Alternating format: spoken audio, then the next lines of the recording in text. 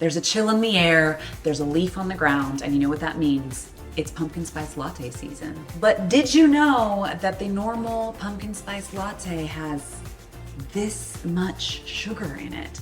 That's 7.5 teaspoons.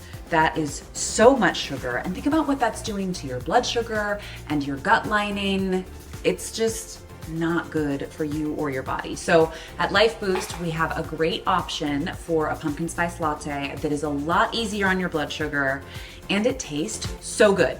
So let's get started. You're gonna do 4 ounces of pumpkin spice Lifeboost coffee. And the great thing about this is that it's already infused with a very robust pumpkin spice flavor. We love it, it's delicious. You're gonna add 8 ounces of milk, and you can either do regular dairy milk, or if you have a non-dairy option that you prefer, go ahead and add that in there.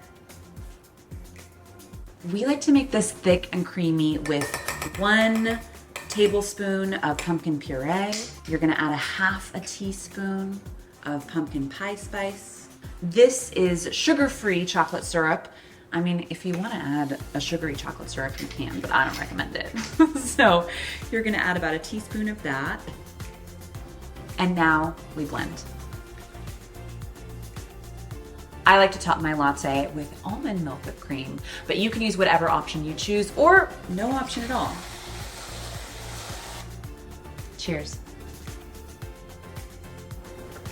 Oh, it's so good. Do I have a mustache?